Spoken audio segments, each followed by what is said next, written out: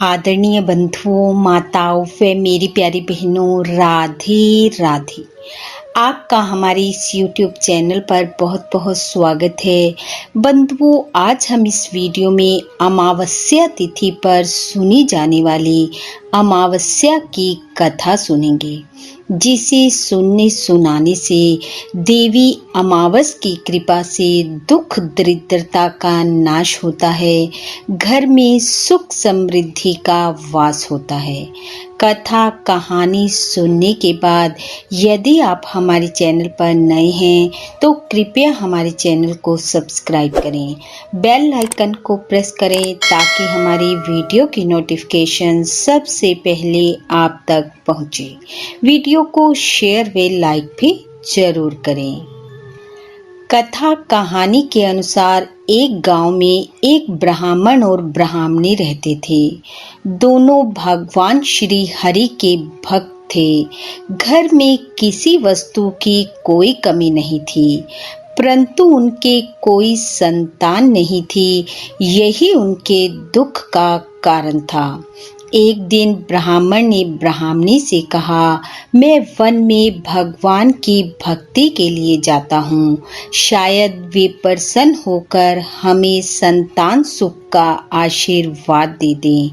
ऐसा कहकर ब्राह्मण वन को चला गया और तप करने लगा।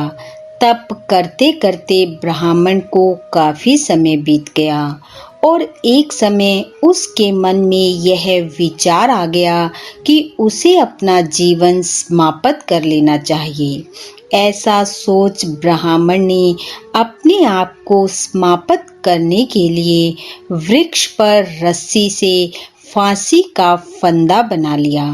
ब्राह्मण को इस कदर हताश और निराश देखकर भगवान श्री हरि ने देवी अमावस्या को आज्ञा दी कि जाओ और जाकर मेरे भक्त की पीड़ा दूर करो। प्रभु आज्ञा मिलते ही देवी अमावस्या ब्राह्मण के समक्ष प्रकट हुई और बोली, हे ब्राह्मण देव, जीवन में निराश और हताश होकर आत्मघात करने से बड़ा कोई पाप नहीं है, जो ना तो इस लोक के लिए सुख कारक है और ना ही परलोक के लिए।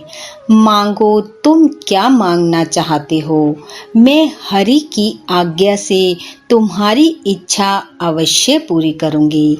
तब ब्राह्मण ने देवी अमावस्या को अपने दुख का कारण बताया। तब देवी अमावस्या ने कहा, हे ब्राह्मण देव, मैं अमावस्या हूँ।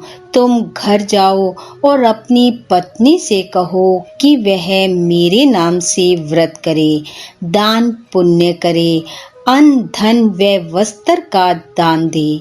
शीघ्र ही तुम्हें 2 कन्या रत्न की प्राप्ति होगी। एक का नाम अमावस और दूसरी का नाम पूनम रखना। ऐसा कहकर देवी अमावस्या अंतर ध्यान हो गई। ब्राह्मण घर लौट आया। आकर सारी बात ब्राह्मणी को बताई।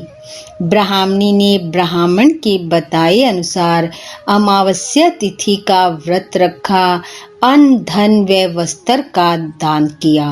शीघ्र ही उन्हें 2 कन्याओं की प्राप्ति हुई। एक का नाम अमावस और दूसरी का नाम पूनम रखा गया।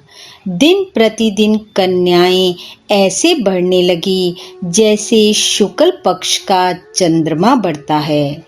अमावस अपनी माँ की तरह अमावस्या तिथि का व्रत रखती, दान पुण्य के कार्य करती, पीपल पर दिया लगाती, कथा कहानी का श्रवण करती, परंतु पूनम ऐसा कुछ न करती। समय बीता, कन्याएं विवाह योग्य हो गई। ब्राह्मण ने दोनों का विवाह कर दिया। अमावस के घर में किसी वस्तु की कोई कमी न थी। अन्न धन के भंडार भरे हुए थे, जबकि पूनम अपनी गृहस्थी में आर्थिक तंगी से गुजर रही थी। अमावस को जब अपनी बहन की ऐसी स्थिति के बारे में पता चला तो वह बहुत सा धन लेकर उसके घर गई और उसे कहा, ये मेरी तरफ से तुम्हारे लिए भेंट है, लेकिन ये तुम्हारे पास सदैव नहीं रहेगा, इसलिए मेरे कहे अनुसार अमावस्या तिथि पर व्रत रख यथाशक्ति अन्न धन वस्त्र का दान करो, पीपल के नीचे दिया लगाओ, कथा कहानी का श्रवण करो। देवी अमावस्या की कृपा से शीघ्र ही तुम्हारे घर से दरिद्रता का नाश होगा और सुख समृद्धि का वास होगा। ऐसा कहकर अमावस अपने घर आ गई और पूनम ने अपनी बहन के कहे अनुसार वैसा ही किया।